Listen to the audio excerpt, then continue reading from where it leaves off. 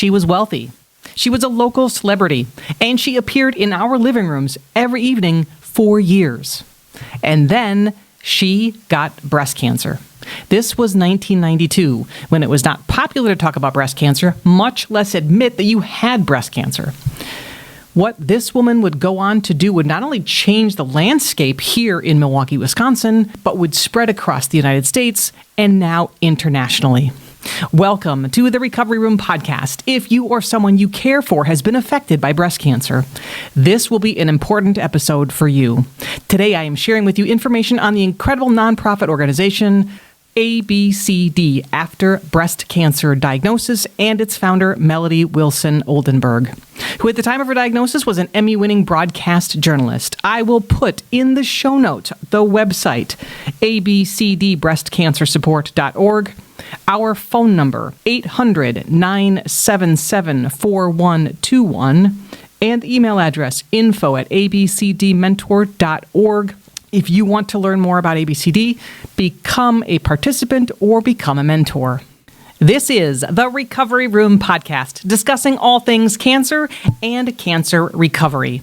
We bring you the experts, accuracy, understanding, and next steps you need to be healthier, more confident, make better decisions, and of course, live your best life after cancer. Thank you again for joining me. I am excited to introduce you to ABCD's Executive Director, Ellen Freibert-Schupper, as we talk about the incredible free emotional support services that ABCD provides. Because, to quote Melody Wilson, no one should go through breast cancer alone. I welcome to the Recovery Room podcast, Ellen Freibert-Schupper, our Executive Director. Hello, Ellen. How are you? Hello.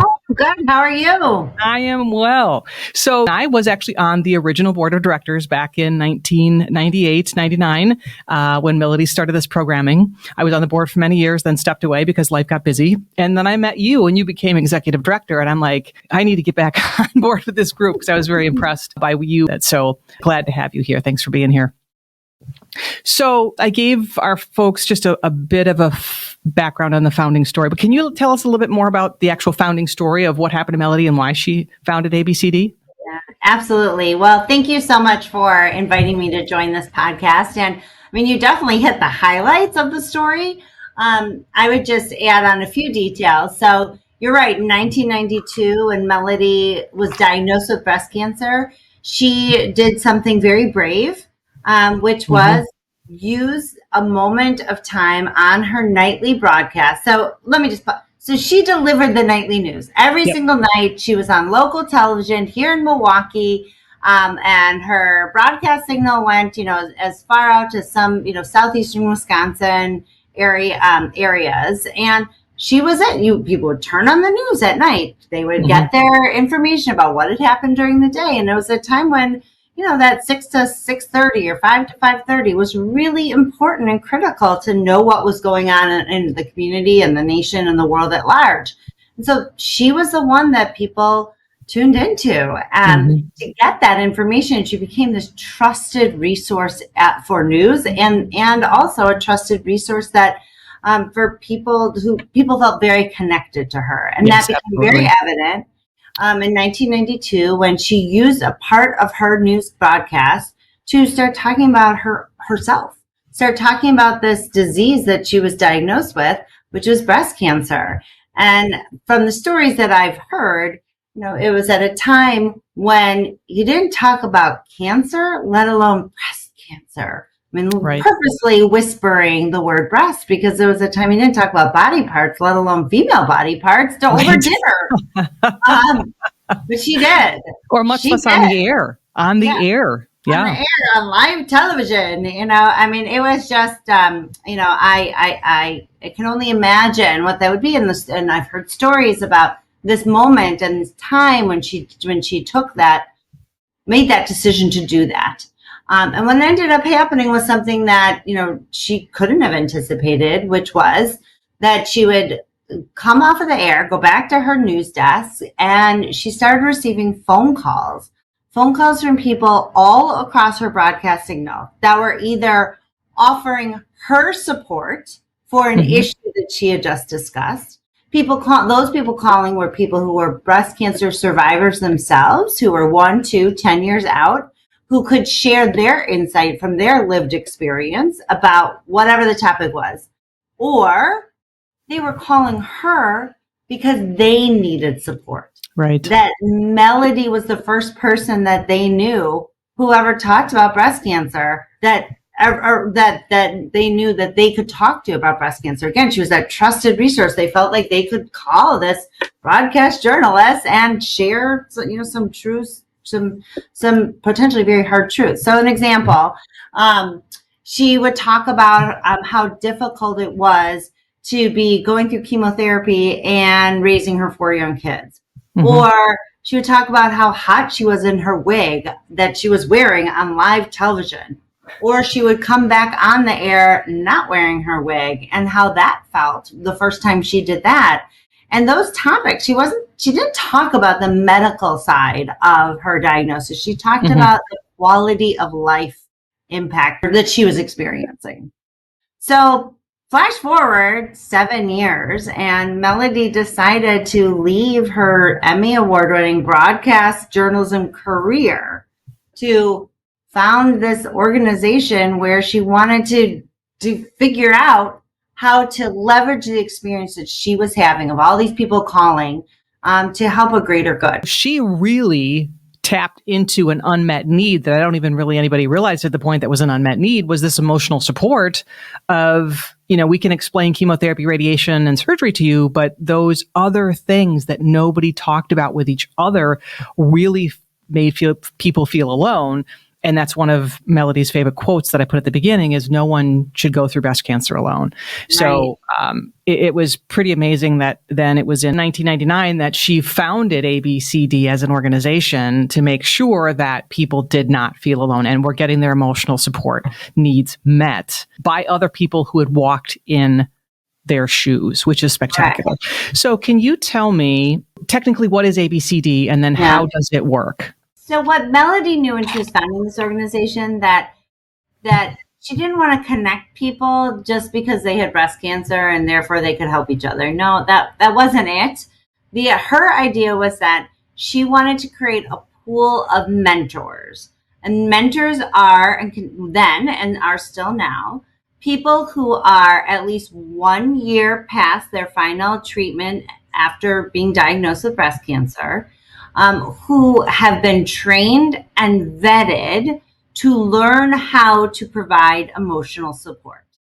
So mm-hmm. those are that's a difference in this peer-to-peer support space. And I will tell you that that's why I really became interested when she talked to me, because I didn't want to just, we didn't want a support groupie kind of thing.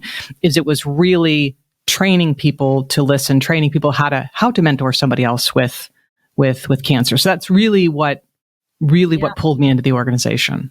Right. And she had pulled together other healthcare providers mm-hmm. and breast cancer survivors and people living with metastatic disease and patients and caregivers and people who are active in the breast cancer community back in the late 90s to say, what is it? What is this gap? What is it that we need? Mm-hmm. How do we fill this void? And what does that look like? And the outcome is this structure that we still follow today. Back in 1999, she started with 23 mentors. So she had 23 people who went through a training that at that time was in person, and it was, in a conference room, and they were learning together how to provide support. And we've now grown to over 850 mentors around Wisconsin, around the United States. And we have our first mentor who lives in Australia. And so our mentors are the heart of our organization because they are the ones that deliver peer-to-peer support to people who call us and reach out to us. So how it works is that someone is diagnosed with breast cancer. They find out about ABCD either because a nurse navigator gives them one of our pieces of material. Mm-hmm. They go online and they search for us. They are in a Facebook group and someone says, hey, you should really call ABCD. A family, friend, somehow they find out about us. They then either call us on the phone, they fill out an online form, They fill out, they send us an email, and we then connect to them real time with we have a match specialist. We have 3 match specialists who are on our ABCD team. They then do an intake call with the person who's reached out to us to find out what is most important to them. What is their diagnosis? What do they know about their diagnosis at the time that they call us? Mm-hmm. What are their treatment options, or what treatment are they in? Are they married? Are they divorced? Are they single? Are they 65 and just retired? Are they 42 and just having their 3rd child? Are they in their late 20s and about to get married? Are they working? Are they a single parent? What are their hobbies? What are their interests? And what is of most concern for them in the quality of life category of right. Being diagnosed with breast cancer? Right. And again, I think that's one of my favorite differentiators of ABCD is that it matches people by breast cancer type. Because people with DCIS don't really want to talk to people with stage 4 cancer or stage 3 cancer. And people with stage 3 cancer really don't want to talk to people with DCIS because it doesn't match necessarily the emotions and the stuff that they're dealing with. And then finding somebody who's been through or will go through a similar treatment as you is also incredibly helpful. So ABCD matches on both of those pieces, the medical piece and the emotional life piece. And I think that's a huge differentiator in why ABCD is so incredible. Can you give us a couple of stories of impact? Like who's who, when you answer the phone, who's calling you? Yeah. Well, and what you were just referring to is the art and the science, or the heart and the science of ABCD. Yes. I mean, it's that critical one-to-one connection, the power of one-to-one, which is what Melody talked a lot about. And again, we still use that today. It's the matching on the diagnosis, the treatment, and the stage and age in life. So an example, we often get called by people who are early stagers, people who are in a situation where they are actually given a choice. They have a choice between a lumpectomy, a single mastectomy, a double mastectomy, and then potentially other treatment options that follow. But those are 3 very different cases that all have very different emotional and of course physical outcomes. So people call us and they don't know what to do. They don't know. They're trying to grapple with this life-changing decision and they're overwhelmed, they're scared, they're worried, they have all sorts of questions.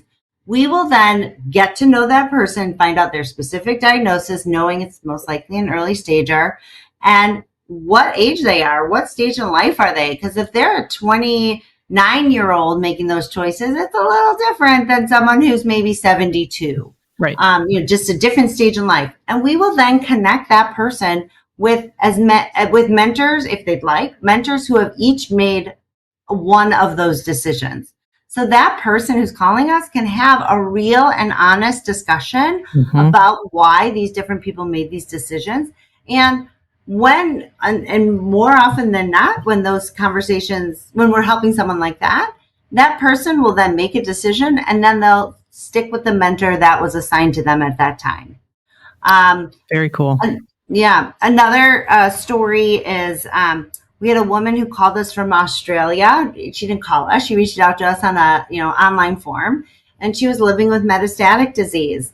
And we matched her with one of our mentors here, who happens to live here in Milwaukee, which is where I'm located, and who was also living with metastatic disease, who was the same age as this woman calling us from Australia. And they had this beautiful match, and it's actually one of our stories that we highlight on our impact story page on our website, if any of your listeners want to read that story in particular. We've had a man who's called us from California, whose wife was diagnosed with triple negative breast cancer. And he felt like he was doing, he had been putting all of his emotional energy into her, into taking care of her. And when he realized that he needed some support, he could not find it in any of her care, of her medical team.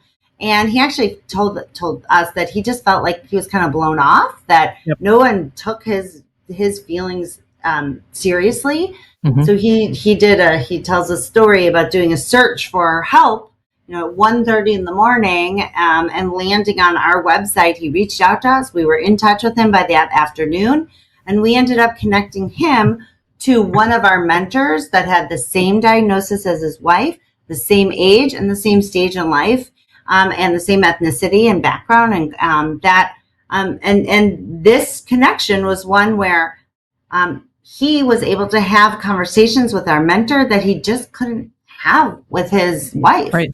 Right. He could ask her questions, and she could explain how she handled or dealt with the situation. And for him, he has told us that was a life-changing experience for him, and Sure. he was able to Absolutely. become a more informed caretaker for care partner for his wife. Mhm. So that pool of 850 mentors includes men. It Yes. includes people of all ages. It includes people of all ethnicities and backgrounds. It includes people with stage 0, 1, 2, 3, and 4 cancer. And we haven't thrown out the F word yet, but this is all completely free. It's really incredible because that was important to Melody as well, is that these services remain free to anybody that picks up the phone. So that's really important. So, And we haven't said the V word, virtual. So all services are free and virtual, which really sets us apart because there's no in-person requirement. There's there's also no time constraints. You can have a mentor for as long as you need a person. You can have as many mentors as you want. I mean, we want after breast cancer diagnosis to be a very long time. And things change when you're first diagnosed to when you're 3 years out to when you're 10 years out. And, we're here for anyone at any stage at any time after their diagnosis. And I do want to add on that it's not only our services are free, but they are free and our mentor training is free too. So my next question was then going to be, how is this good for the participants? You've already nailed that left and right, but it is, again, it's just a way to have your emotional needs met, because I work in healthcare, right? So I can tell you about chemotherapy. I can tell you about radiation. I can tell you about surgery. I can help you recover after those things, but I've never had, an IV needle stuck in my arm that's got chemotherapy pulsing through it. I've never had to make these cancer related decisions. So it's very different than the support that you would get from a medical team. This is somebody who's walked in your shoes, that has the perspective, that you can ask the questions like, when you got home from work, what did you do? How did you talk to your children? How did you go to work? Did you choose to do this or did you choose to do that? I mean, all of these things that just don't get discussed or helped. That our mentors and our participants say it's a safe space. Yes. It's the space to say all the things that you don't want to, that you don't want to or you can't say to your very caring mother who is, while she's caring for you, she's also very upset for herself because she's caring for a sick daughter. It's all the things that you can't talk to your partner about, that you can't talk to your kids about because you're supposed to be, you're trying to stay engaged in an active, and be an active whatever, fill in the blank.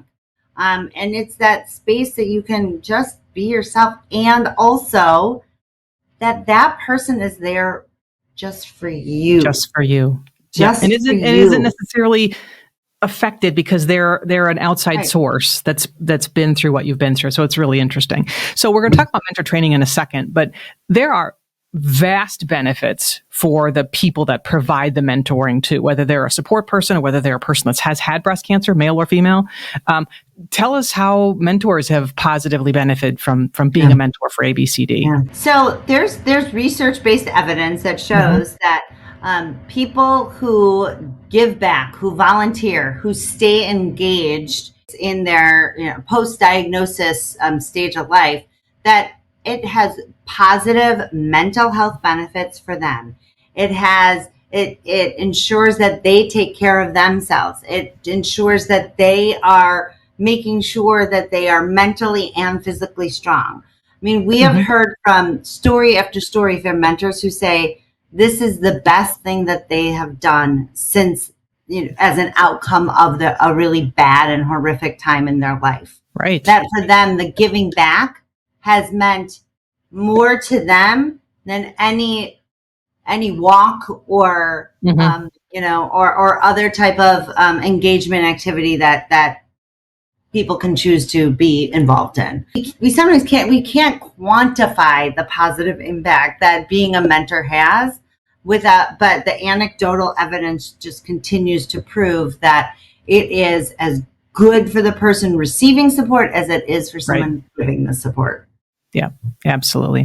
Again, I think a differentiator for this fabulous ABCD programming is that we train our mentors. Ellen, tell us about how the training works. I'm very proud to share that we now offer training 3 to 4 times a year. Mm-hmm. All of our training is virtual. Very deliberate decision that we made a few years ago, because it used to be in person and people used to travel to Milwaukee, which just limited our reach, limited our impact.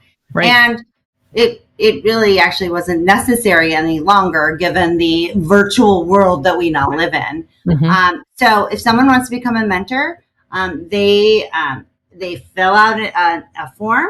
Then they do an interview with our match specialist. And in that interview, we learn about them as a human being. What is their diagnosis? What is their treatment? What was their experience like during their own breast cancer? And then what stage and age in life they were when they were diagnosed, and where are they today? Yep. So a requirement to become a mentor is that you have to be 1 year out of your final treatment. And Leslie, I believe you were part of that. Yep. That was one of my sticks in the sand, again, because people get done with cancer treatment, whether it's breast or any kind of cancer, and they're like just so glad to be done, and they think they're done. But boy, the learning and the recovery and the reintegration into life in the first year is really surprising and tough for people. So we want our mentors to have been through that, to be able to stable on their feet before they start talking to somebody who's like stuck in the cesspool of cancer hell. Yeah. So that's really an important piece. The only exception is if you're living with metastatic disease, because as we know, there is no end to treatment if you are living with metastatic disease. Yep. And our pool of metastatic mentors, though, are at a place and space in their life that they've accepted their diagnosis, they've done the work that they need to do mentally to be able to be in a position to support someone else.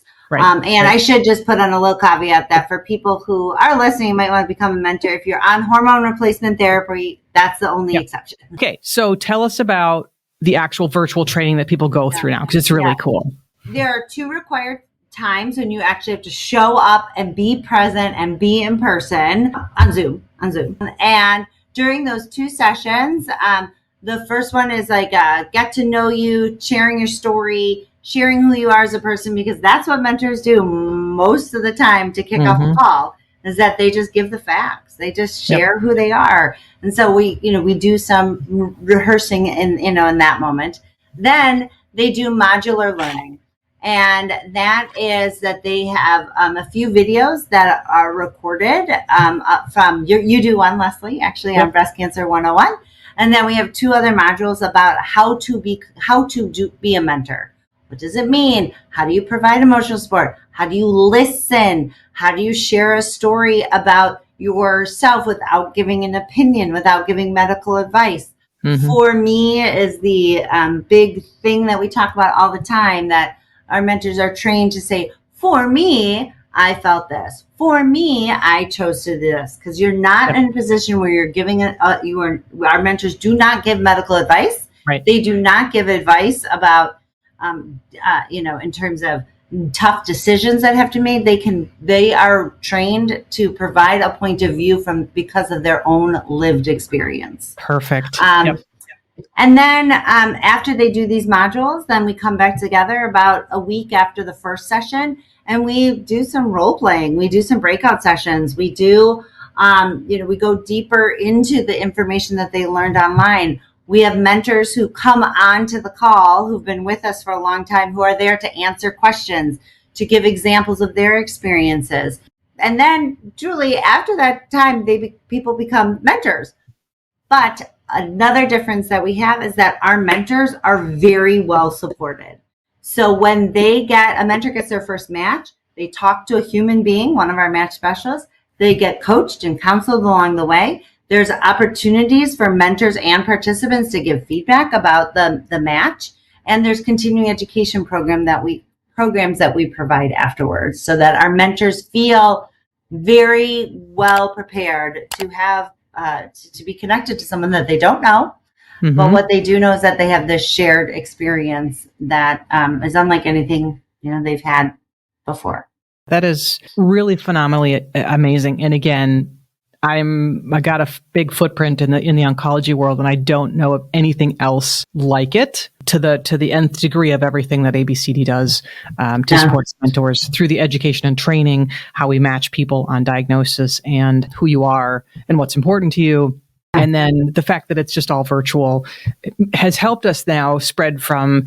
And then we haven't not mentioned yet, unfortunately, Melody lost her life to breast cancer 10 years after she founded the organization. But at that point, it was very important to her because this needs to spread beyond the borders of the television reach of our local TV channels. And it has now. It's now in Wisconsin, across the United States, and international, just because the world has become so virtual.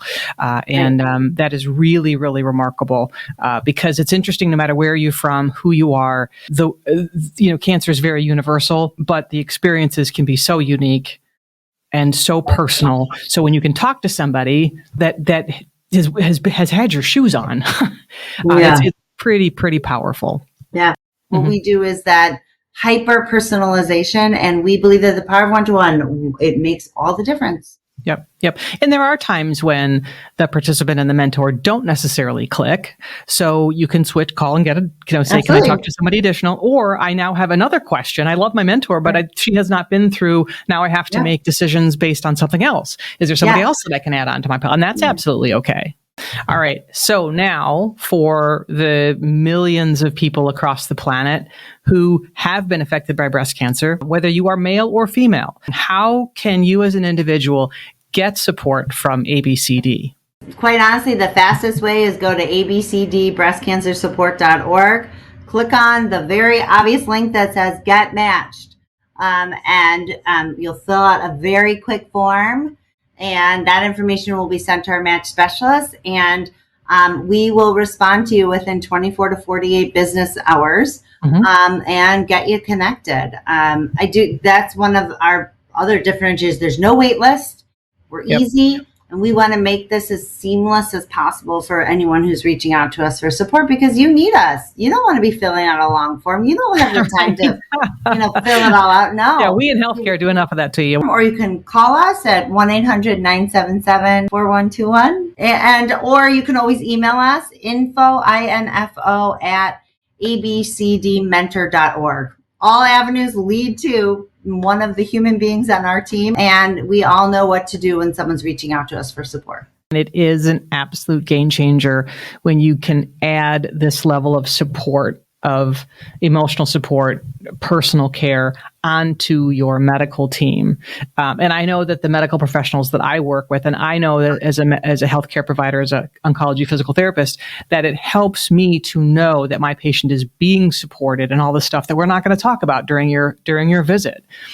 Because if people are less stressed, less anxious, better supported, that they're going to get through their treatment better with better outcomes, and their quality of life is going to ramp up much more quickly when they're finished with treatment. So it is really a critical support piece that ABCD does brilliantly beyond anything else I've ever seen.